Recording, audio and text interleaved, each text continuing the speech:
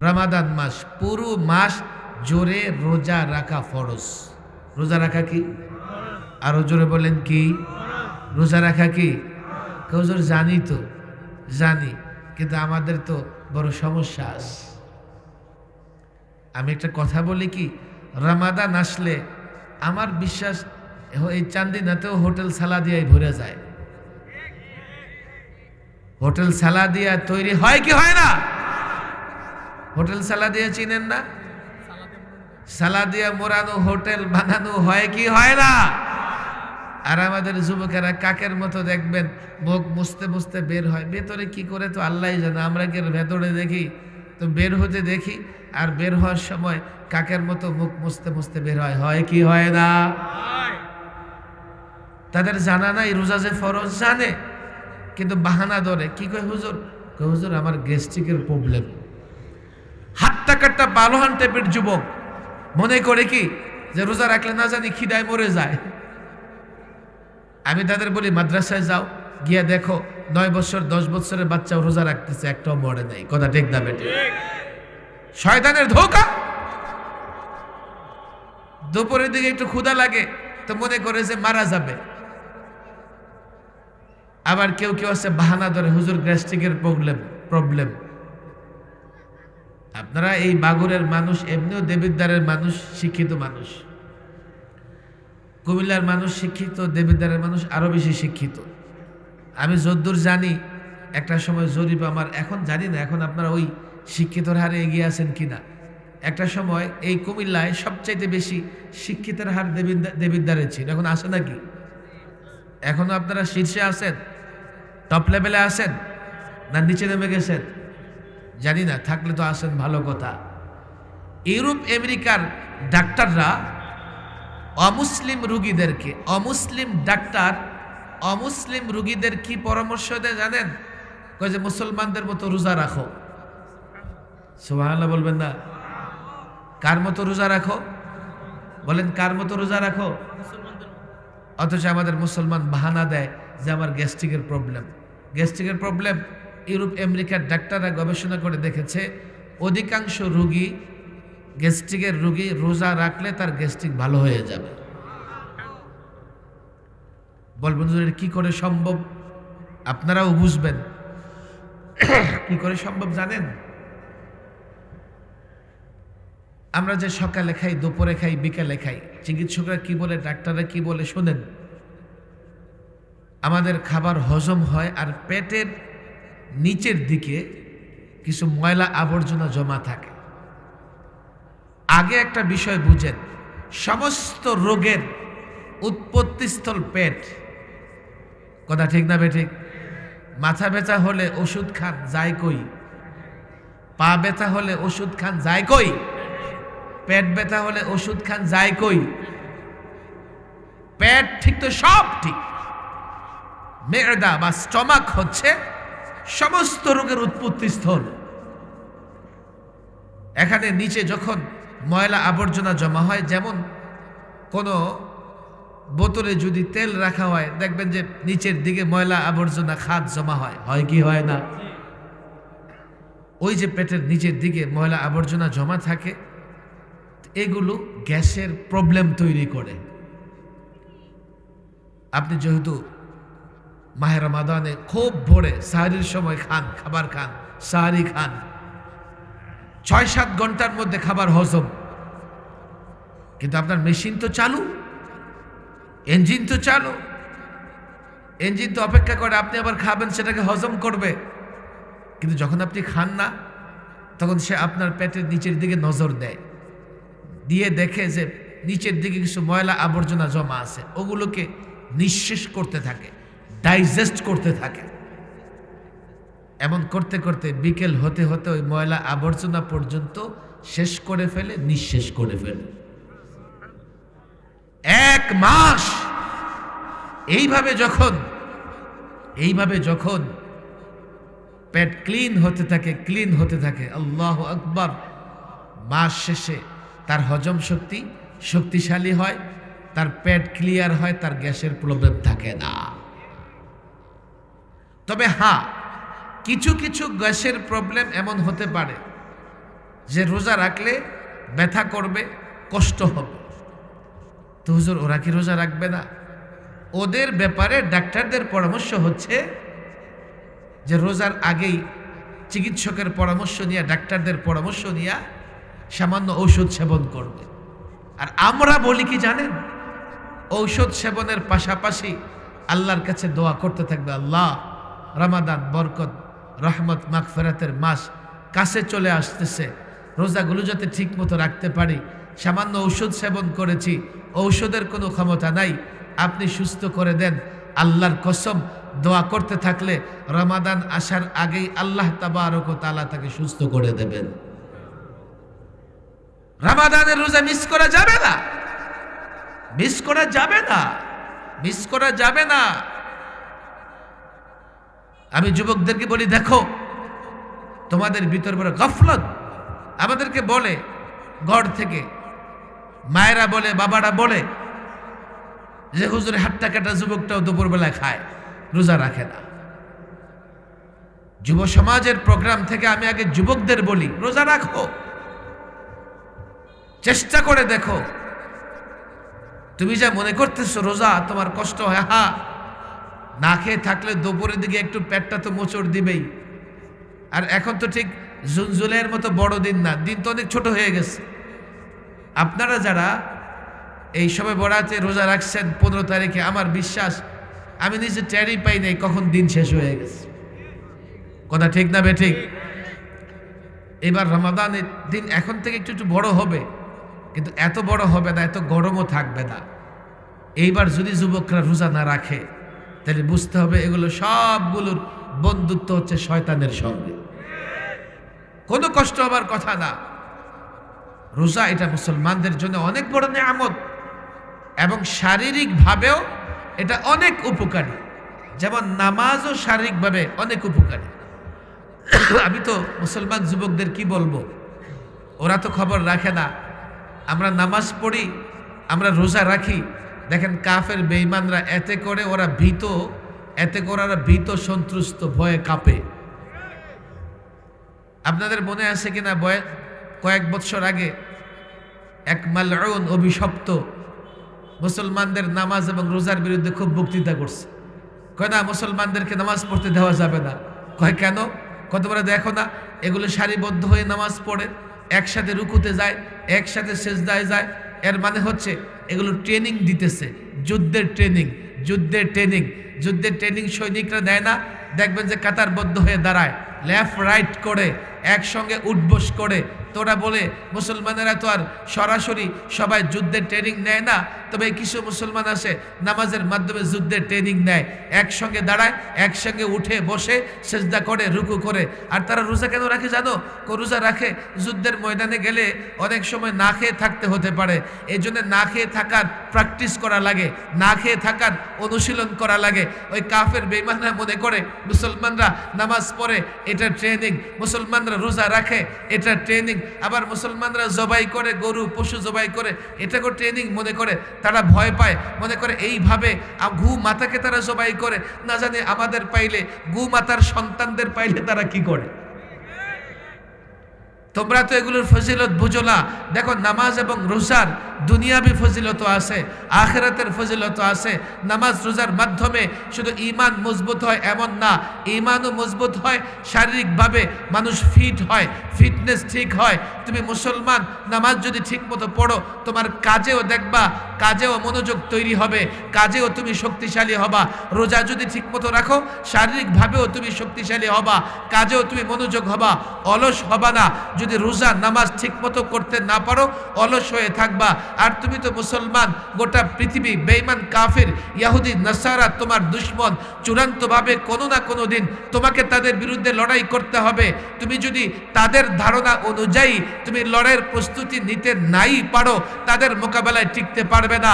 তারা তোমার ইজ্জত সম্ভ্রম সব বিনষ্ট করবে, তোমার ভূখণ্ড দখল করবে, তোমার রাষ্ট্র দখল করবে, তোমার অধিকার ছিনিয়ে নেবে। একজন মুসলমান কখনো কাপুরুষ হতে পারে না, একজন মুসলমান কখনো ভীতু হতে পারে না, বরং মুসলমান মাত্রই সাহসী, মুসলমান মাত্রই দুঃসাহসের অধিকারী। কাফের বেঈমান যদি কোনোদিন আমার রাষ্ট্রে, আমার ভূখণ্ডে, আমার সার্বভৌমত্বে করে মুসলমান মাত্রই প্রতিরোধ তৈরি করবে, লড়াই করবে। রাখবো তো রোজা, ঠিক রাখবো তো? 2 নম্বর কাজ খেয়াল করেন, সলাতুত তারাবি পড়বো তো ইনশাআল্লাহ? কয় রাকাত পড়বো? একদল আছে হুজুর 8 রাকাত। কেন 8 রাকাত? 36 রাকাত পড়ো। 8 রাকাত কেন? 36 রাকাত পড়ো, 20 রাকাত বাল্লা লাগলে। রাসূলুল্লাহ রমাদানের আগে এবং রমাদানে 8 রাকাত পড়তেন। তো রাসূলুল্লাহ সাল্লাল্লাহু আলাইহি সাল্লাম কি রমাদান ছাড়াও তারাবি পড়তেন? তাহলে বোঝা গেল রমাদানে বাহিরে এবং রমাদানে যে 8 রাকাত পড়তেন এটা তারাবি না, এটা তাহাজ্জুদ। কথা ঠিক না বেঠিক? কয় রাকাত পড়বো বলেন? কমপক্ষে কয় রাকাত পড়বো? কোনো সন্দেহ আছে দেবীদারের মানুষের? ভাই রমাদান তো ইবাদতের মাস, ইবাদতের মাস। তো মানুষ বেশি পড়তে চায়, তুমি ফতোয়া দিয়ে কমাইতেছো কেন? এর মানে তুমি শয়তানের খালাতো ভাই। রমাদান ইবাদতের মাস, 20 রাকাত পড়বে, 22 রাকাত পড়বে, 40 রাকাত পড়বে, সেখানে ফতোয়াবাজি করে মানুষের ইবাদতের আগ্রহ নষ্ট করতেছে। তারাবিহ নামাজ আমরা যথাসাধ্য ইনশাআল্লাহ পড়ার চেষ্টা করব তো ইনশাআল্লাহ। 3 নাম্বার কাজ, হুজুর ফরজ নামাজ কি পড়বো না? তো ফরজ নামাজ শুধু রমজানে পড়তে হবে না রমজানের বাইরেও পড়তে হবে? 3 নাম্বার কাজ যেটা রমাদানে বেশি বেশি করতে হবে সেটা কি জানেন? কোরআনে কারীমের তেলাওয়াত। আহা আফসোস, আফসোস। আপনারা যারা আরব রাষ্ট্রগুলোতে সফর করেছেন দেখবেন আরবের বাচ্চারাও মসজিদে গেছে, 5 মিনিট সময় আছে তো কোরআন শরীফ টান দিয়ে তেলাওয়াত করা শুরু করে দেয়। নামাজের পরে 5 মিনিট 7 মিনিট কোরআনে কারীম তেলাওয়াত করে। আমার দেশে হাজারো যুবক আছে বছর গেছে একবারও কোরআন ধরে দেখে নাই। এই যে রমাদানের এত বরকত, রজব এবং শাবানের বরকত হচ্ছে রমাদানের কারণে। আর রমাদানের বরকত কেন? শাহরু রমাদানাল্লাযী উনজিলা ফীহিল কুরআন, শাহরু রমাদানাল্লাযী উনজিলা ফীহিল কুরআন। আল্লাহ নিজেই রমাদান মাসের পরিচয় দিতেছে। জানো রমাদান মাস কোন মাস? ওই মাস যে মাসে কোরআনে কারীম অবতীর্ণ করা হয়েছে। কোরআনের কারণে রমাদানের এই বরকত। কোরআন তেলাওয়াত যথাসম্ভব করতেই হবে। রমাদানে কোরআন তেলাওয়াতকে বাধ্যতামূলক করে দিতে হবে যুবকরা। আফসোস কোরআনের সঙ্গে সম্পর্ক না থাকার কারণেই মূলত আমরা আজকে অধপতিত, লাঞ্ছিত, বঞ্চিত, অত্যাচারিত, নিপীড়িত।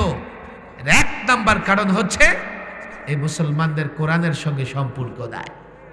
অথচ কোরআন এমন এক কিতাব, এমন এক গ্রন্থ, আল্লাহর কালাম। শুধু কোরআনকে মহব্বত করেই অনেকে আল্লাহর কাছ থেকে মুক্তি পেয়ে গেছে। হাকিমুল উম্মাহ আশরাফ আলী থানভী রাহিমাহুল্লাহ একটা ঘটনা লিখেছেন। ওনার এক খলিফা, হাকিমুল উম্মাহ আশরাফ আলী থানভী রাহিমাহুল্লাহ এক খলিফা সরকারি চাকরিতে জয়েন করবে, যোগ দিবে, রওনা হয়েছে। পথে গিয়ে দেখে কিছু মানুষ একটা লাশ নিয়ে বসে রয়েছে। ওনারে দেখে সবাই আগায় আসছে। কি ব্যাপার? হুজুর এই লাশটার জানাজার নামাজ পড়তে হবে, আমরা তো কেউ নামাজ পড়তে পারি না, আপনি একটু যদি নামাজটা পড়াই দিতেন। তাড়াতাড়ি করো, আমার ব্যস্ততা আছে। বাস আল্লাহু আকবার, আল্লাহু আকবার, আল্লাহু আকবার, আল্লাহু আকবার পড়াই দিছে। এমন লোকেরা ঘেরাও করে ধরছে। হুজুর আরেকটু উপকার করতে হবে। কি উপকার? আমরা তো লাশ কবরে রাখতে জানি না। আহা, আজও অনেক এলাকায় লোকেরা লাশ কবরে রাখতে পারে না।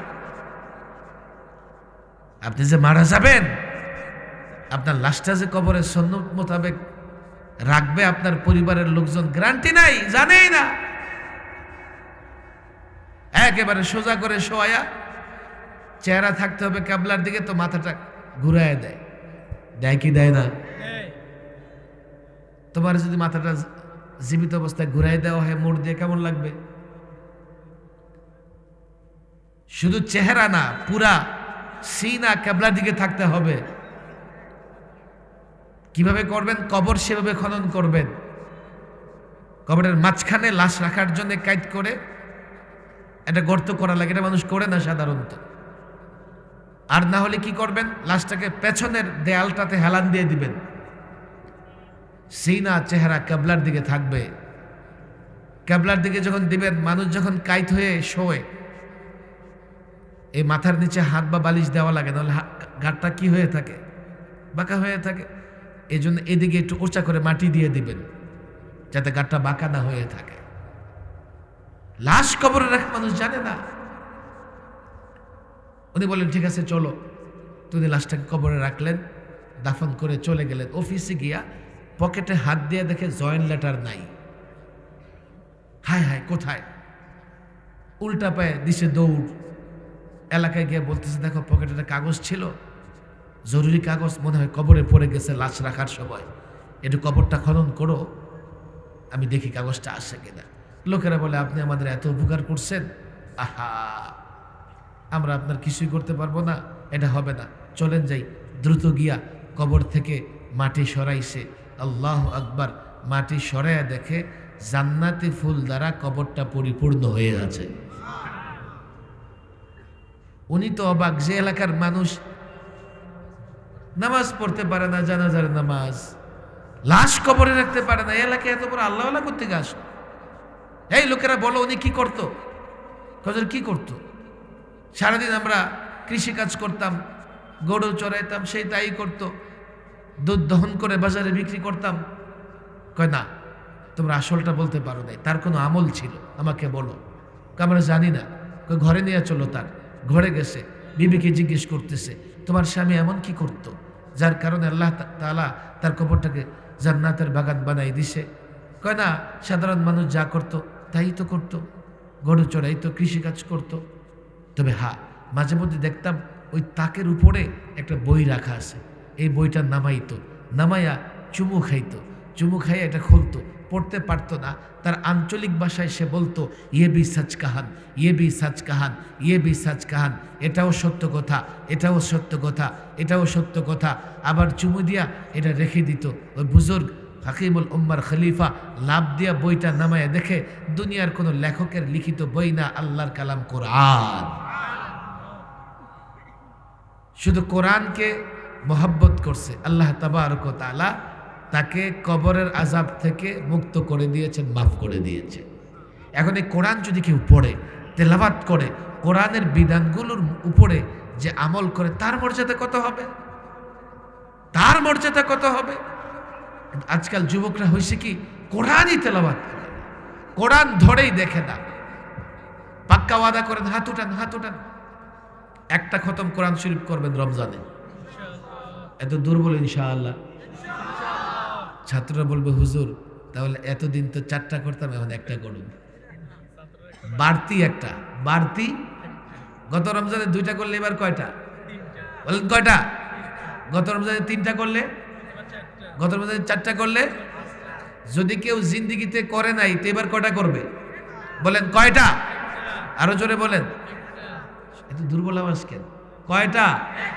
কয়টা? আরো জোরে, কয়টা? এই যুবকরা হাত উঠাইতেছে না কেন জানেন? বলবে কি হুজুর আমরা তো পড়তেই পারি না, এক খতম কেমনে করুম? তোমাদের জন্য আরো স্পেশাল অফার আছে, দিব নাকি স্পেশাল অফার? তোমরা শিখার চেষ্টা করবা, শিখার চেষ্টা করলে তালিবুল ইলম, ইলম অন্বেষণকারী ছাত্র হয়ে যাবা। ছাত্র হইতে যাবো কেন? আমি তো যুবক, আমি তো বুড়া, ছাত্র কেন হইবা?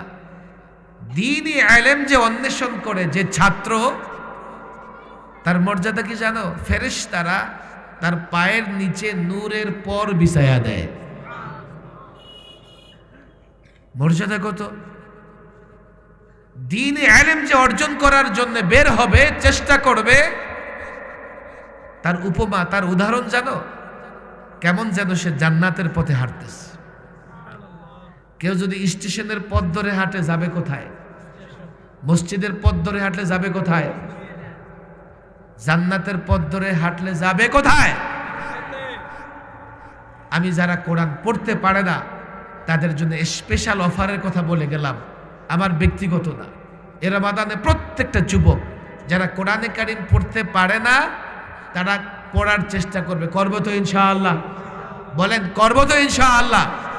আমি মাদ্রাসার ছাত্রদের বলি, মসজিদে ইমামদের বলি, মুয়াজ্জিনদের বলি, দেখো পাড়ায় পাড়ায় মহল্লায় মহল্লায় তোমাদের একটা অতিরিক্ত দায়িত্ব পালন করতে হবে। এই রমজান মাসে এক এক নামাজের পরে অন্তত একটা সূরা মস্ক করাইবা। যে সমস্ত যুবকরা কোরআন পড়তে পারে না ওদেরকে বসাইবা, বসায়া অন্তত আলিফ বাটা পড়াইয়া দিবা, একটা দুইটা পৃষ্ঠা পড়াইয়া দিবা। এটা প্রত্যেকটা মাদ্রাসার ছাত্রের দায়িত্ব, প্রত্যেকটা ইমামের দায়িত্ব, প্রত্যেকটা খতিবের দায়িত্ব। অনেক মুসল্লি আসে 40 বছর নামাজ পড়তেছে, তার উজু শুদ্ধ নাই। কিয়ামতের ময়দানে ওই ইমাম সাহেব মাদ্রাসার ছাত্র এই পাড়ার মুসল্লি তোমাকে ধরবে, কই 40 বছরে একবার তো বললা না যে উজুটা শিখে দাও। তেলাওয়াত করতে পারে না, ইমাম সাহেবকে ধরবে, মুয়াজ্জিন সাহেবকে ধরবে, মাদ্রাসার ছাত্রকে ধরবে, তুমি আমার মহল্লার, আমি তোমাকে মহব্বত করতাম, আমি একটা সূরাও পারি না, কই একবারও তো তুমি আমাকে এই সূরাটা শুদ্ধ করে পড়ানোর চেষ্টা করলা না। এই জন্য মাদ্রাসার ছেলেদের উপরে যেমন এলাকার মানুষের দায়িত্ব আছে এটা মনে রাখতে হবে, মাদ্রাসার ছাত্রদের মনে রাখতে হবে। তোমাদেরকে সম্মান এই জন্যেই করে মুরব্বীরা, যুবকেরা, তোমাদের ভেতরে দ্বীনি ইলম আসে, কিন্তু তোমাদের উপরে কিছু দায়িত্ব আছে, তাদের অধিকার আছে। সেটা হচ্ছে প্রত্যেক মুসলমানকে বিশুদ্ধভাবে কোরআন পড়ানোর চেষ্টা করতে হবে। করব তো ইনশাআল্লাহ? করব তো ইনশাআল্লাহ? এই নির্বাচনের ডামাডোল, নির্বাচনের গরম মার্কেটও ঈমান মজবুত রাখবো, রাখবো তো ইনশাআল্লাহ? সবে বরাত তো এবার অনেক ক্ষতিগ্রস্ত হয়েছে, নির্বাচনের কারণে অনেকের খবরই নাই সবাই বরাত কেমনে গেছে। কথা ঠিক না বেঠিক? আবার আরেক দল তো বলবো হুজুর ভালোই হয়েছে, কোরআন হাদিসে তো সবে বরাত নাই। আছে না একদল? আচ্ছা কোরআন হাদিসে কি নামাজ আছে? বলেন নামাজ আছে? কোরআন হাদিসে নামাজ আছে? দাঁড়িয়ে আছে?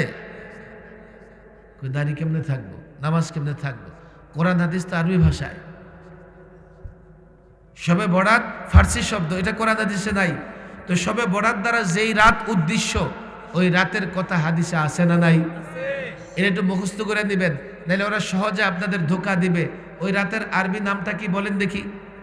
লাইলাতুন নিসফি মিন শাবান। বলেন বলেন, লাইলাতুন নিসফি মিন শাবান বলেন, একবার মুখস্থ করে নেন। লাইলাতুন নিসফি মিন, লাইলাতুন নিসফি মিন, আরো জোরে, লাইলাতুন নিসফি মিন। বাংলা অর্থ কি জানেন? শাবানের মধ্য রজনী। বলেন শাবানের, শাবানের, শাবানের। এটাকে ফার্সিতে বলে কি? শবে বরাত। কি বলে? বলেন কি বলে? বলেন কি বলে? এই ধোকা দেওয়া লোকজন আসে না নাই? চিনে আর না জানে এমন এমন প্রশ্ন করবে, এমন এমন উত্তর দিবে, দ্বীনের ব্যাপারে তারা বিভ্রান্তি তৈরি করবে।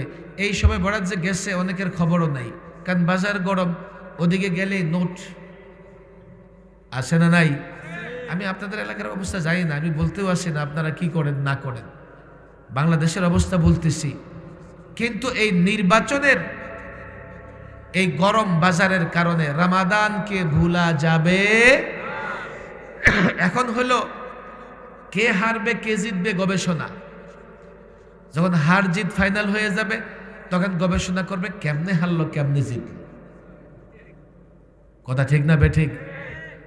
রমাদান মাসের ফজিলত বরকত থেকে যেন আমরা বঞ্চিত না হই। ঈমানটা মজবুত রাখবেন, ঈমানটা মজবুত রাখবেন। নির্বাচনের মৌসুম তো, ঈমানটা আরো একটু নড়বড় হয়ে যাবে। নানান রাজনীতিবিদদের বক্তৃতা শুনে, নানান রাজনীতিবিদদের বক্তৃতা শুনে ঈমানটা মজবুত করেন, ঈমানটাকে দুর্বল করেন না, মজবুত রাখবেন। রাখবেন তো ইনশাআল্লাহ? আরে রাখবেন তো ইনশাআল্লাহ? কেন জানেন? আমাদের কারো কারো চরিত্র এমন আসছে।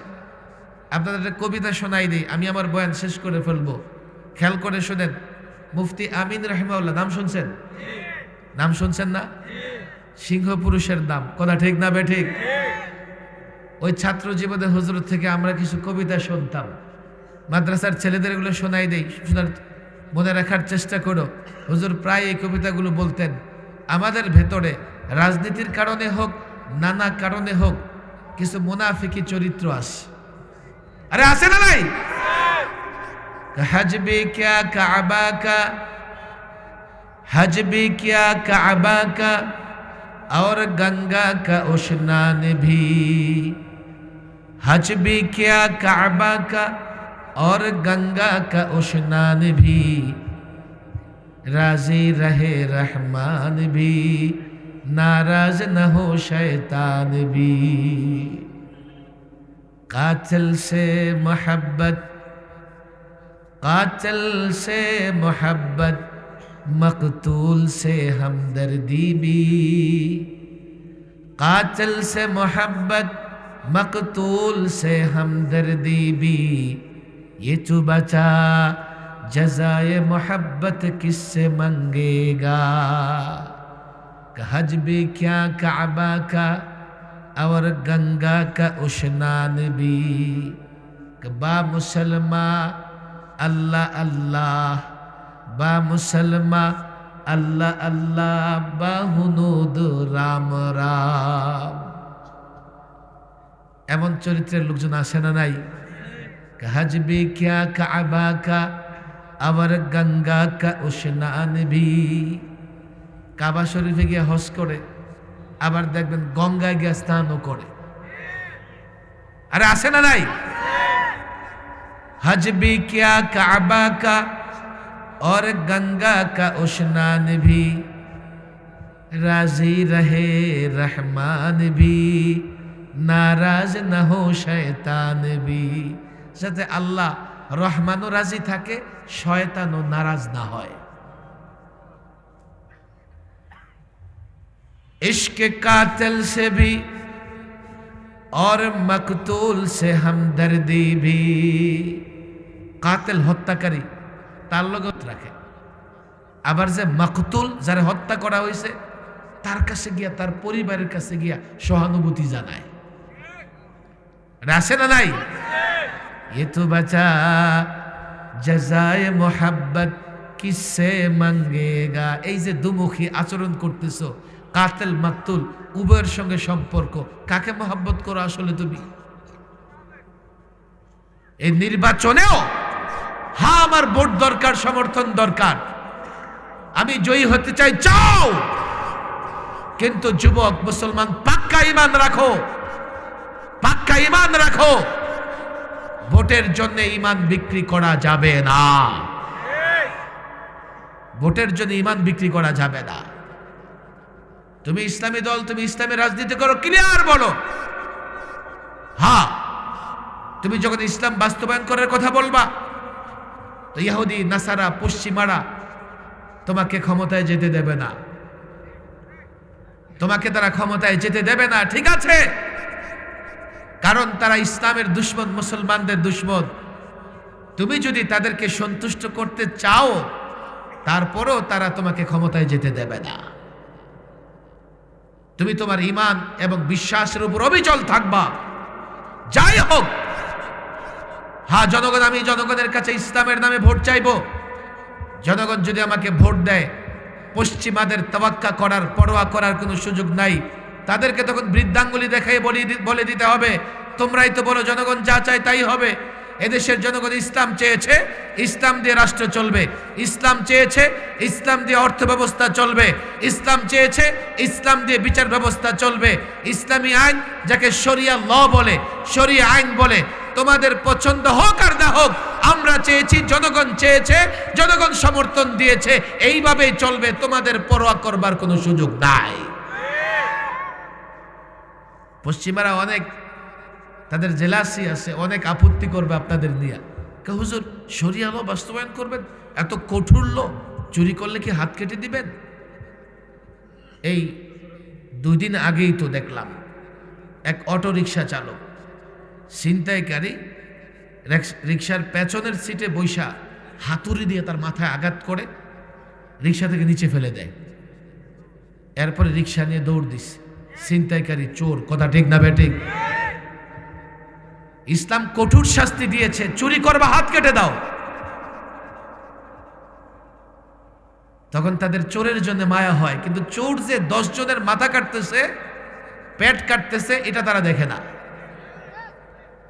হুজুর এটা এত কঠোর শাস্তি কেন দরকার? আরে তোমরা কি ঘোড়ার ডিম বুঝো? শরিয়া ল, ইসলামিক আইন কি বুঝো তোমরা? ইসলামী আইন এবং প্রচলিত আইনের মধ্যে পার্থক্য আছে। প্রচলিত আইন অপরাধ করার সুযোগ দেয়, দিয়ে পরে এমন শাস্তি দেয়, চোর জেলে ঢুকলে ডাকাত হয়ে বের হয়, ইয়াবাখোর গাঞ্জাখোর জেলে ঢুকলে ইয়াবা ব্যবসায়ী গাঞ্জা ব্যবসায়ী হয়ে বের হয়। কথা ঠিক না বেঠে? ডাকাত জেলে ঢুকলে টপ টেরর হয়ে বের হয়। ইসলামী আইন কঠোর, তবে এই কঠোর আইন এজন্যই যাতে মানুষ অপরাধে আগ্রহী হতে না পারে। একজনকে এমন কঠোর শাস্তি দাও, 1 লক্ষই শাস্তি দেখে তওবা করে ভালো হয়ে যাবে। শাস্তি দাও, এর মানে এই না যে চুরি করার সুযোগ দিয়ে শুধু হাত কাটবো। বলে একজনকে শাস্তি দেব আর 1 লক্ষ লোক চুরি থেকে তওবা করে ফেলবে। কথা ঠিক না বেঠিক? জিনা ব্যভিচারের শাস্তি ইসলামে কঠোর, ধর্ষণের শাস্তি ইসলামে কঠোর। তার বলবে হুজুর এত কঠোর শাস্তি কেন? এত কঠোর শাস্তি এজন্যই, একজনকে শাস্তি দাও, 1000 জন তওবা করে ফেলবে। আর তোমাদের পশ্চিম আইনে যদি এই নড়বড়ে হয়, আমি নিজে তো দেখেছি।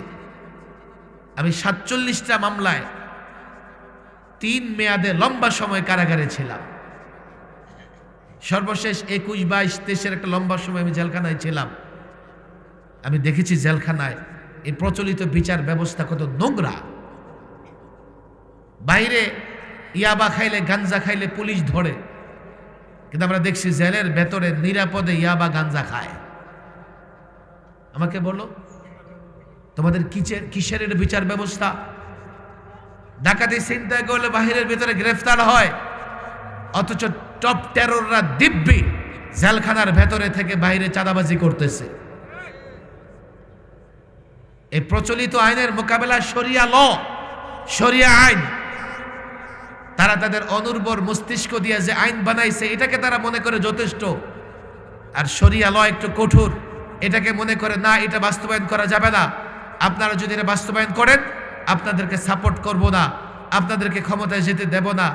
আমার কাছে ক্ষমতা বড় নয়, আমার কাছে এমপি মন্ত্রিত্ব বড় নয়, বিশেষ করে আলেমদের কাছে তো কোনোভাবেই নয়। এক এক আলেমকে আল্লাহ তাবারক ওয়া তাআলা এতটা মর্যাদা দিয়ে রেখেছেন, 10টা 20টা এমপি আলেমদের মর্যাদার সামনে কিছুই না। আপনি বলেন এখানে দেখেন, এখানে একজন রাজনৈতিক নেতা আসলে কতজন লোক জমা হইতেন, কতক্ষণ থাকতেন, কিন্তু আলেম যদি আসে, যত বড় আলেম আসবে তত বড় লোকের জমায়েত হবে। এই মেসেজ জনগণ আমাদের দিয়ে দিয়েছে যে আমরা আপনাদেরকে মহব্বত করি ইসলামের কারণে, এমপি মন্ত্রিত্বের কারণে না। এমপি মন্ত্রী যারা হয়েছে তারা ডাকলেও যায় না, ডোনেশন দিলে যায় না, নোট দিলেও যায় না, যদি যাই বেশিক্ষণ থাকে না। আলেম ওলামাদের মর্যাদা যখন এমন, ইসলামী সংগঠনের নেতাদের মর্যাদা যখন এমন, এমপি মন্ত্রীর জন্যে জনগণকে ধোঁকা দেওয়া যাবে না, ইসলামের সঙ্গে আপোষ করা যাবে না, পশ্চিমাদের সন্তুষ্ট করবার চেষ্টা করা যাবে না। আর কি করে আপনি পশ্চিমাদের সন্তুষ্ট করবেন? তারা তো ইসলামের দুশমন, তারা আপনাকে ইসলাম থেকে বিরত রাখবার জন্যেই নানা বিষয় নিয়ে আপত্তি করে। কোরআন তো একথা ক্লিয়ার বলে দিয়েছে, ওয়ালান তারদা আনকাল ইয়াহুদু ওয়ালান নাসারা হাত্তা তাত্তাবিআ মিল্লাতাহুম। ইহুদি নাসারা পশ্চিমারা কোনোদিন তোমার উপর সন্তুষ্ট হবে না। হ্যাঁ, তুমি যদি তোমার ধর্ম পরিবর্তন করে তাদের ধর্ম গ্রহণ করো, তখন হয়তোবা তারা তোমাকে বিশ্বাস করতে পারে। তুমি নামে কিংবা কামে যতদিন নিজেকে মুসলমান দাবি করবে তারা তোমাকে বিশ্বাস করবে না। এজন্যই তো বলা হয় পশ্চিমারা, আমেরিকা, ইউরোপ যে মুসলমান রাষ্ট্রের বন্ধু হয় তার আর দুশ্মনের প্রয়োজন হয় না। যারা এই পশ্চিমাদের কাছে মাথা নত করেছে, সর্বশেষ তারা সর্বস্ব হারিয়েছে, পৃথিবীর এই মানচিত্রে তারা মাথা উঁচু করে দাঁড়াতে পারে নাই। আজকে আফগানিস্তানে ইমারতে ইসলামিয়া প্রতিষ্ঠিত হয়েছে, আপোষ করে নয়, লড়াই করে। আপোষ করে নয়, লড়াই করে। আমি তো বলি শর্টকাট রাস্তা তো সেটাই। আমরা যেই পদ্ধতিতে মানবিক রাষ্ট্র, ইনসাফ রাষ্ট্র, এই রাষ্ট্র ওই রাষ্ট্রের স্বপ্ন দেখি, ক্ষমতায় আসার আগেই যেমনে কথা পরিবর্তন হয়ে যায়, যাওয়ার পরে ক্ষমতায় থাকার জন্য আর না জানি কত পরিবর্তন হয়, না জানি কত রকমের ধোঁকা। পশ্চিমারা না জানি কিভাবে আমাদের নানা রকমের স্বীকৃতি আদায় করে নেয়। রাস্তা তো ওইটাই, ইমারতে ইসলামিয়া যা করেছে। এই শর্টকাট রাস্তায়, আমি বলি বাঁকা রাস্তায়, এই রাস্তায় আমরা চেষ্টা করব জনগণকে বুঝায়া ইসলামের দিকে আনতে। আমরা জনগণকে ইসলামী রাষ্ট্রের সুফল বুঝাবো, আমরা জনগণকে ইসলামী রাষ্ট্রের সফলতা বুঝাবো। বাস জনগণ যদি মনে করে যে না, আমাদের এই সুফল দরকার, সফলতা দরকার, আমাদেরকে ইসলাম কায়েমের জন্য ভোট দিবে, আমরা তখন ইসলামী কায়েম করব। 24 ঘন্টা ক্ষমতায় থাকতে পারলেও ইসলাম কায়েম করব। ইসলামের বিনিময়ে ক্ষমতায় থাকবো না, ইসলাম নিয়ে কারোর সঙ্গে আপোষও করব না। এটা প্রতিজ্ঞা হওয়া দরকার, এটা প্রতিজ্ঞা হওয়া দরকার। এটা যখন প্রতিজ্ঞা হবে, আমি যে রাজনীতি করব, আমি যে সিয়াসত করব, সেটাও আমার জন্য কল্যাণের হবে। এবং চূড়ান্তভাবে এই দুনিয়ায় বিজয়ী হতে পারি আর না পারি, দুনিয়া আমি ইসলামী রাষ্ট্র কায়েম করতে পারি আর না পারি, দুনিয়ায় ক্ষমতায় যেতে পারি আর না পারি, আখিরাত নষ্ট হবে না, আল্লাহ রাজি থাকবে, শয়তানকে আমি কোনোদিন রাজি করতে পারবো না। আল্লাহ তাবারক ওয়া তাআলা আমাদেরকে বিষয়গুলো বুঝার তৌফিক দান করুন। ঈমান মজবুত রাখবো তো ইনশাআল্লাহ? বলেন, ঈমান মজবুত থাকবে তো ইনশাআল্লাহ? এই নির্বাচনের বাজার গরমে ঈমানকে নষ্ট করা যাবে না। নির্বাচনের বাজার গরমে আমরা যেন রমাদানকে ভুলে না যাই। এই রমাদান বড় বরকতের মাস, রহমতের মাস, মাগফিরাতের মাস। ছোট্ট একটা আমলের আল্লাহ তাবারক ওয়া তাআলা অনেক বদলা দেবেন, অনেক জাযা দেবেন আল্লাহ তাবারক ওয়া তাআলা। আমি সামান্য কথা বললাম, আরো আলোচকরা আছে, ওনারা আলোচনা করবেন ইনশাআল্লাহ। আপনারা বসবেন। আমার এই 3টা কর্মসূচি মনে থাকবে তো ইনশাআল্লাহ? এই যুব সমাজ আছে নাকি এখানে? মাহফিলের আয়োজক যুবকরা আসো তোমরা এখানে? কয়টা কর্মসূচির কথা বলছি বলেন দেখি? এক কি বলছি? রোজা রাখবো তো ইনশাআল্লাহ? 2 নম্বর কি বলছি? তারাবি পড়বো তো ইনশাআল্লাহ? না তারাবির সময় বাসে থাকবো, দোকানে থাকবো, ক্লাবে থাকবো, আড্ডায় থাকবো? 3 নম্বর বলছি কি? তেলাওয়াত করবো, কোরআন তেলাওয়াত করবো তো ইনশাআল্লাহ? আর এই যুব সমাজের যুবকদের এক্সট্রা কাজ দিয়ে যাই, এলাকার লোকদের নিয়ে ইফতারি করবা, মসজিদে ইফতারি করবা, পারলে সাহারি দিও গরিব মানুষের। শুধু মাহফিল আয়োজন না, আপনারা যারা হজ উমরা করেছেন, বিশেষ করে রমাদানে যারা উমরা করছেন, আল্লাহু আকবার, মদিনার বাচ্চাদের মেহমানদারি দেখছেন আপনারা। মদিনায় যদি কেউ মনে করে যে আমি আজকে ইফতারি সংগ্রহ করব, তো বাংলাদেশি টাকায় 20-30 হাজার টাকার ইফতারি সংগ্রহ করতে পারবে। আপনি দেখবেন শেষ রাতে তাহাজ্জুদ পরে মসজিদ থেকে বের হয়ে যাবেন, হোটেলে যাবেন, যাওয়ার পথে জোর করে বিরিয়ানি ধরাইয়া দিবে, খাসির বিরিয়ানি, মুরগির বিরিয়ানি, খান হুজুর নিয়ে যান, মেহমানদারি চলতেই থাকবে। আমি এলাকার যুবকদের, আমি সারা দেশে বলতেছি, এই এলাকার যুবক যারা আসো, এটা খবর রাখবা। সামান্যতম যারা রোজা রাখতে চায়, এমন গরিব ফ্যামিলি আছে, আরে ভাই যদি সে সাহারি নাই খেতে পারে, তো তোমার রোজা, তোমার ইফতারি সে কেমনে, ইফতার পর্যন্ত বাইচে থাকবে কেমনে, রোজা রাখবে কেমনে? আমরা ইনশাআল্লাহ যুব সমাজ, আমরা সামাজিকভাবে চেষ্টা করব কি করে এই পুরা রমজান মাসটাকে রমজানময় করতে পারি, পুরা রমজান মাসটাকে উৎসবের মধ্যে আমরা কাটাইতে পারি, রোজা ঠিক মতো রাখতে পারি। আল্লাহ তৌফিক দান করুন। আমি আসার সময় স্টেশনে, চান্দিনা বাগুর স্টেশনে প্রচুর লোকজন দেখে আসছি। আমি তো জানি এলাকায় অনেক লোকের বসবাস, কিন্তু সবাই কিন্তু এখনো আসে নাই। আমার অনুরোধ থাকবে, যত দূর মাইকের আওয়াজ যায়, একজন মুসলমান ডানে বায়ে থাকতে পারবেন না। বিশেষ করে আমার আওয়াজ যদি বাগুর স্টেশনে যায়, আমি শত যুবক দেখে আসছি ঘোরাফেরা করতেছি। দ্রুত তোমরা মাহফিলে আসো, হতে পারে ভিন্ন কাজে দাঁড়ায় আস। এখন তো আমার ভাই তোমার ভাই এসব স্লোগান দিলে বাজার খুব গরম। ঠিক আছে, সারাদিন তো যথেষ্ট হইছে, এখন আসো মাহফিলে। এই যে যুবকেরা এত বিশাল একটা আয়োজন করছে, সারা দেশ থেকে ওলামাদের আহ্বান করেছে, দাওয়াত দিয়েছে, এমন মাহফিলে আসা উচিত। তাহলেই মাহফিলের নেয়ামতের শুকরিয়া আদায় করা হবে। এমন মাহফিলে না আসলে যুবকদেরও শুকরিয়া আদায় করা হবে না, নেয়ামতেরও শুকরিয়া আদায় করা হবে না। এই জন্য আমার উদাত্ত আহ্বান, যে যুবকেরা ডানে বায়ে ঘোরাফেরা করতেছো দ্রুত চলে আসো। বাগর গ্রাম তো বিশাল একটা গ্রাম, তাই না? শক্তিশালী গ্রাম না দুর্বল? শক্তিশালী না দুর্বল? এই স্টেশন কার দখলে, কাদের দখলে বলেন? মাগুরার দখলে, মামুরার দখলে, বাগুরের লোকজনের দখলে থাকার কথা। ভাই এটা আবার ওদিকে নিয়ে লাগায়েন না রাজনীতিতে। আমি বুঝাইতে চাইছি বাগুর গ্রাম বড়, লোকেরাও শক্তিশালী। কথা ঠিক না বেঠিক? শক্তিশালী মানুষ শয়তানের ধোকায় ঘরে থাকতে পারে না। দুর্বল মানুষ শয়তানের কাছে পরাজিত হয়ে যায়। এখনো যারা মাইকের আওয়াজ শোনার পরেও আসতে পারতেছে না, ওরা দুর্বল, ওরা শয়তানের ধোকায় পড়েছে। কথা ঠিক না বেঠিক? আমি ওই শক্তিশালী যুবকদের বলবো যারা এখনো এদিক সেদিক ঘোরাফেরা করতেছে। আমি জানি বাগুরের লোকজন আসলে এমন 2-4টা মাঠও জায়গা হবে না। কথা ঠিক না বেঠিক? মাশাআল্লাহ আজকের মাহফিলে অনেক আলেম ওলামাদের দেখা যাইতেছে, মাদ্রাসার ছাত্রদেরও দেখা যাইতেছে। বাংলাদেশের প্রায় সব মাদ্রাসাগুলো এখন বন্ধ, ছেলেরাও আসছে মাহফিল শুনতে। সেক্ষেত্রে লোকবল, লোকজনের সমাগম বেশি হওয়া চাই। যাই হোক, জোহরের পর থেকে শুরু হয়েছে, একের পর এক সবারই তো আলোচনা শেষ।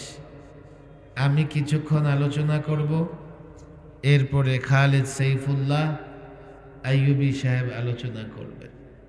আল্লাহ তাবারক ওয়া তাআলা সুন্দরভাবে যুবকদের এই আয়োজন শেষ করার, সমাপ্ত করার তৌফিক দান করুন, বলেন আমিন।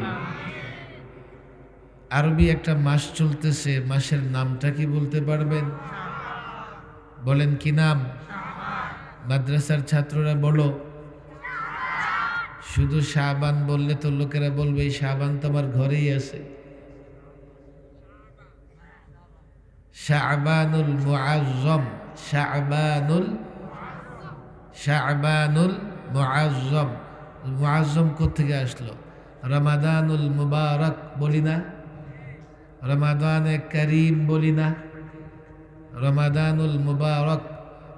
তো শাবানের সঙ্গে লাগে আল মুআজ্জম, শাবানুল মুআজ্জম, সম্মানিত একটা মাস। শাবান মাস বরকতের মাস। শাবান কিসের মাস? এই মাসে আল্লাহ তাবারক ওয়া তাআলা প্রচুর পরিমাণে বরকত দান করে থাকেন। বলেন হুজুর বরকতের মাস তো রমাদানের মাস শুনছি, শাবান বরকতের মাস কেন?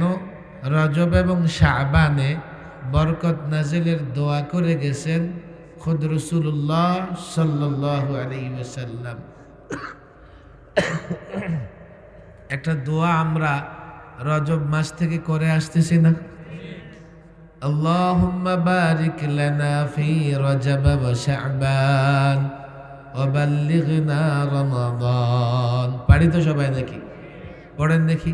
আল্লাহুম্মা বারিক লানা ফি রজব ওয়া শাবান ওয়া বাল্লিগনা রমাদান। আয় আল্লাহ, রজব এবং শাবানে বরকত দান করেন। বলেন আমিন, বলেন আমিন। বরকত দান করার অর্থ কি? আমাদের হায়াতে বরকত দান করেন। বাল্লিগনা রমাদান, যাতে আমরা রমাদান পর্যন্ত পৌঁছে যেতে পারি। দোয়া করেছেন রাসূলুল্লাহ সাল্লাল্লাহু আলাইহি সাল্লাম, দোয়া শিখিয়ে দিয়েছেন উম্মতকে। বর্তমানেও তো প্রায় 250 কোটি মুসলমান প্রতিদিনই এই দোয়াটা করতেছে। কথা ঠিক না বেঠিক? যে দোয়া রাসূলুল্লাহ করেছেন, মুসলমানেরা করতেছে, এই দোয়া মকবুল। আল্লাহ তাবারক ওয়া তাআলা এই দোয়া কবুল করেছেন। সেজন্যেই রজব এবং শাবান এই দুটি মাসও বরকতের মাস। বরকতের মাস আমরা অতিক্রম করতেছি, বরকতের মাস আমরা অতিক্রম করতেছি। নিঃসন্দেহে বলা যায় দোয়ার কিছুটা হলেও কবুল হইছে। রজব মাস পার করে লাইলাতুন নিসফি মিন শাবান, সবে বরাত তো পার করে ফেলেছি, কথা ঠিক না বে ঠিক? এখন একেবারে তো রমাদানটা কাছাকাছি। আল্লাহ চাহে তো আমরা রমাদানে পৌঁছে যাব। আর রমাদানে যদি পৌঁছে যায়, এটা এমন এক মাস যে মাসের মাত্র একটা রাত্রির ফজিলত সওয়াব একটা রাত্র 1000 মাসের চেয়ে উত্তম। রমাদান উপলক্ষে আলোচনা এখন করাই লাগে, যেহেতু রমাদান একেবারে নাকের ডগায়। কোনোভাবে 12-13টা দিন অতিক্রম করলেই ইনশাআল্লাহ আমরা মাহে রমাদান বরকত, রহমত, মাগফিরাতের মাস পেয়ে যাব। এই মাস যখন আমরা পেয়ে যাব, আর শাবানের একটা কাজ তো এখনো বাকি আছে। লাইলাতুন নিসফি মিন শাবান তো শেষ হয়ে গেছে, একটা বাকি আছে কাজ। সেটা কি জানেন? রাসূলুল্লাহ বলে গেছেন সাল্লাল্লাহু আলাইহি ওয়াসাল্লাম, আহসু হিলালা শাবান লিরমাদান, তোমরা শাবানের চাঁদ গণনা করো রমাদান মাসের জন্য। বলেন দেখি আজকে শাবানের কত তারিখ? ঠিকঠাক করে বলেন। 17 কেমনে হয়? 17? গতকাল কত গেছে? এর আগের দিন তো আমরা কি 15 তারিখ দিবাগত রাতে সবাই বরাত, না 14 তারিখ? তাহলে বলেন কি বারে গেছে সবাই বরাত? বলেন মঙ্গলবার। গতকাল গেছে কি বার? তো বুধবারে কি হয়? 15। বুধবারে কত? আজকে কত হয়? 17 কেমনে হয়? মাগরিবের পরে হিসাব করতেছেন? মাশাআল্লাহ। শুক্রবার ধরে 17 তারিখ। এলাকার লোকজন তো যথেষ্ট সচেতন দেখি। আচ্ছা, শাবানের দিনক্ষণ গণনা করলে সওয়াব আছে না নাই? রাসূলুল্লাহ সাল্লাল্লাহু আলাইহি সাল্লাম বলে গেছেন, আহসু হিলালা শাবানা লিরমাদান, তোমরা শাবানের চাঁদ গণনা করো রমাদানের জন্য। আমরা গণনা করতে থাকবো, গুনতে গুনতে গুনতে গুনতে 29 তারিখ হবে কি হবে না? আপনারা ক্লান্ত নাকি? 29 তারিখ সন্ধ্যার সময় পশ্চিম আকাশে চাঁদ তালাশ করবো তো ইনশাআল্লাহ। মাশাআল্লাহ। চাঁদ তালাশ করে যদি দেখি চাঁদ উঠে গেছে, রমাদানের পুরা দমে আমল এবং ইবাদত শুরু হয়ে যাবে। মূলত এই যে কথাগুলো আমি বলতেছি, এর কারণ হচ্ছে যাতে রমাদানের প্রস্তুতি থাকে। যদি প্রস্তুতি না থাকে, চাঁদ উঠে যাবে, কেউ থাকবে বাজারে, চাঁদ উঠে যাবে, কেউ থাকবে বাসে, চাঁদ উঠে যাবে, কেউ থাকবে অফিসে। তাড়াহুড়া করে তারাবি পড়ার সময় তার মনে হবে যে পেন না পান। এই টাইপের লোকজন হাসে না নাই? বাসে থাকবে, এখন সে হেজিটেশনে পড়ে যাবে, হায় হায় নামাজটা পড়তে হবে, সূরা তারাবি পড়বো না খতমে কোরআন পড়বো। প্রথম দিন যদি শয়তান ধোঁকা দিতে পারে, খতমে কোরআনের মুসল্লি তার আর খতমে কোরআন করা হয় না। কথা ঠিক না ঠিক?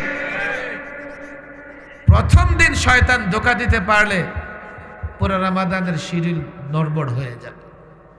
এই জন্য 2 মাস আগে থেকেই আমরা দোয়া করতেছি, কেন জানেন? যাতে প্রস্তুতি থাকে। এবং শাবানে আমরা চাঁদের গণনা রাখি এই জন্য যাতে প্রস্তুতি থাকে।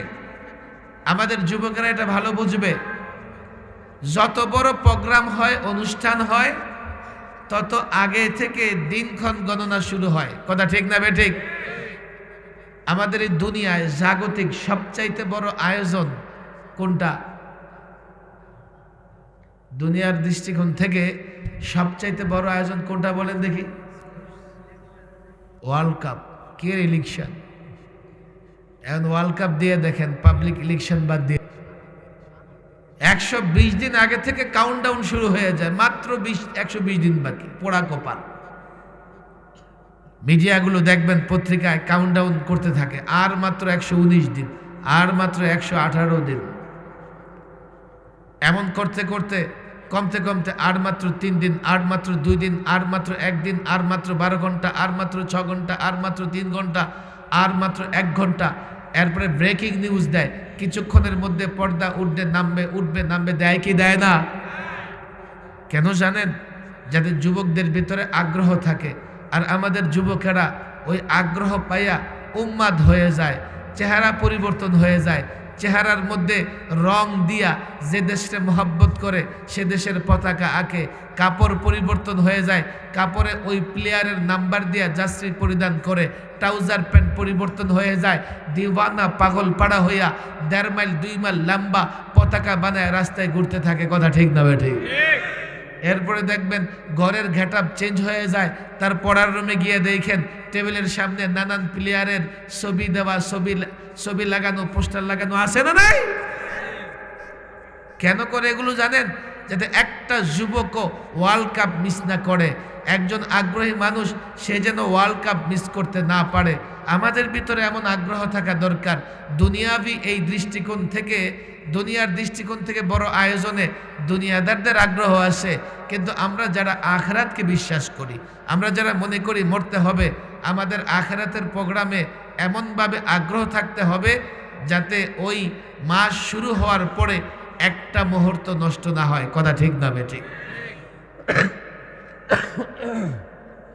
আপনারা ক্লান্ত দেখে মনে হইতেছে, সারাদিন মনে হয় অনেক খাটাখাটনি করছেন। আজকে চলতেছে না আমার ভাই তোমার ভাই, না বন্ধ হয়ে গেছে? মোটামুটি বন্ধ হয়ে গেছে। আমি লম্বা কথা বলবো না, মনোযোগ দিয়ে শোনেন। এত গুরুত্বপূর্ণ একটা মাসে আমাদের মৌলিক কাজ 3টা। বলেন কয়টা? আঙ্গুল উঠান। কয়টা? আরো জোরে কয়টা? আরো জোরে কয়টা? বলেন কয়টা? কয়টা? 1, ইয়া আইয়ুহাল্লাযীনা আমানু কুতিবা আলাইকুমুস সিয়াম কামা কুতিবা আলাল্লাযীনা মিন ক্বাবলিকুম লাআল্লাকুম তাত্তাকুন। আমি দেখতে পাইতেছি বন্ধুবর মাওলানা খালেদ সাইফুল্লাহ আইয়ুবী সাহেব আসতেছেন।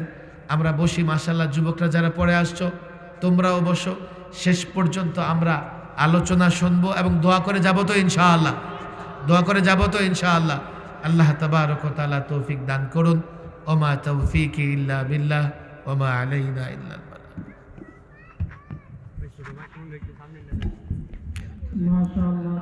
ونشهد أن محمدا عبده ورسوله.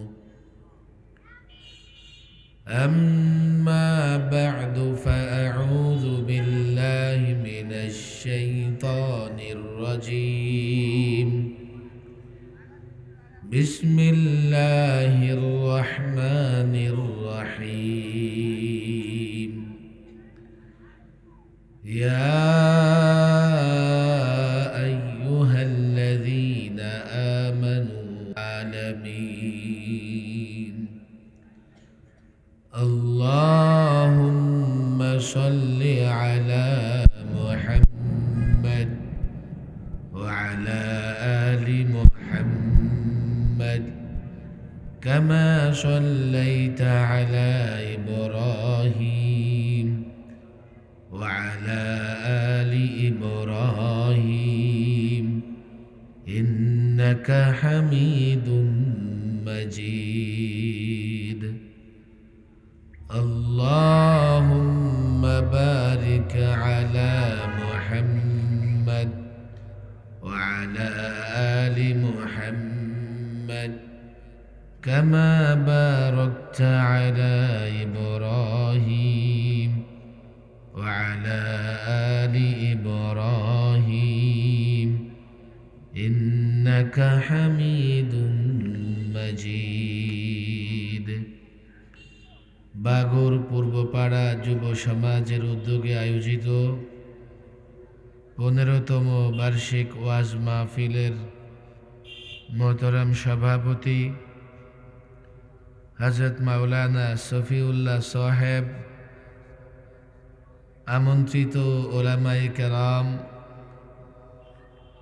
যুব সমাজের যুবক ভাইয়েরা, ছাত্র ভাইয়েরা এবং দিন দরদি, ইসলাম দরদি, তাওহীদি জনতা, আল্লাহ তাবারক ও তাআলার বড় দয়া অনুগ্রহ, যিনি সেই জোহরের পর থেকে শুরু হওয়া মাহফিলে আমাদেরকে অংশগ্রহণ করার তৌফিক দিয়েছেন, সেজন্য সকলেই অন্তর থেকে কালিমাতুশ শুকর উচ্চারণ করি, বলি আলহামদুলিল্লাহ। জোহরের পর থেকে যেহেতু মাহফিল চলতেছে, কিছুটা ক্লান্ত হয় স্বাভাবিক। এই জন্য আপনাদের আওয়াজটাও ছোট্ট। তবে সুসংবাদ হচ্ছে আজকের মাহফিলের আলোচকরা প্রায় সবাই উপস্থিত। সুলতানুল ওয়াইজিন খালেদ সাইফুল্লাহ আইয়ুবী সাহেব মসজিদে বসা। আমি কিছুটা সময় বয়ান করব, এরপরে উনি চলে আসবেন। সুতরাং খুব বেশি রাত পর্যন্ত মাহফিল চলবে এটা মনে করার কোনো কারণ নাই। জোহরের পর থেকে যেহেতু শুরু হয়েছে, আশা করা যায় খুব দ্রুত সময়ের মধ্যেই মাহফিল শেষ হয়ে যাবে। এই জন্যে ক্লান্ত না থেকে উঁচু আওয়াজে শুকরিয়া আদায় করি, বলি আলহামদুলিল্লাহ। এবং আমার অনুরোধ,